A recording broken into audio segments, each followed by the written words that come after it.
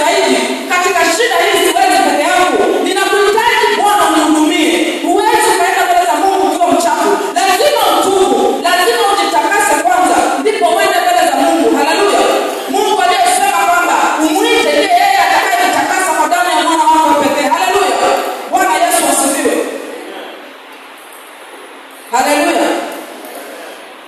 Vipofu wawili walimsikia Yesu akipita na makutano katika mji wa Yeriko. Haleluya. Vipofu wawili walimsikia Yesu akipita na makutano katika mji wa Yeriko. Walichokifanya baada ya kusikia, wenyewe walipiga kelele. Walipaza sauti zao wakiwa na shida kwa sababu wamekaa muda mrefu. Inawezekana ni miaka hata 50. Inawezekana tangu wamezaliwa wako vile vile. Hawajawahi kuona. Lakini siku ile waliposikia Yesu anapita, waliamua kupaza sauti zao. Waliamua kupiga kelele. Wakasema haiwezekani. Ni lazima na sisi tupokee muujiza wetu. Haiwezekani. Kwa nini wenzetu wanaona? Haiwezekani. Sisi tupoje mpaka na sisi tuone. Ni lazima tupaze sauti zetu mbele za Mungu. Ikiwa huyu ni Yesu anapita, tena waliuliza kabisa ni nani huyu anayepita? Ni nani huyu, ni nani? Mbona kelele ni nyingi? Huyu ni nani anayepita mahali hapa?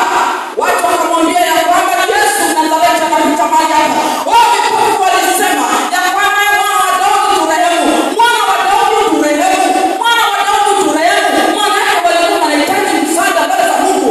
Walichoshwa na shida, walichoshwa na mahangaiko, walichoshwa na aibu, walichoshwa na mateso. Kulia kwao wakasema leo lazima tukome. Kuteseka kwao wakasema leo haiwezekani. Sauti tunazo, maana Mungu ametubariki, ametupa sauti, ametupa kinywa, nasi tutapata sauti zetu. Tutamuita huyu Yesu, tutamuita Bwana wa Bwana, maana yeye anapita mahali hapa. Yeye ndio Mwokozi wa ulimwengu. Habari hizo walikuwa nazo ya kwamba Yesu ndio Mwokozi. Waliita, walipaza sauti zao mbele za Bwana, walipaza sauti zao wakasema Bwana wa Daudi, Bwana wa Daudi, Yesu turehemu, Yesu turehemu.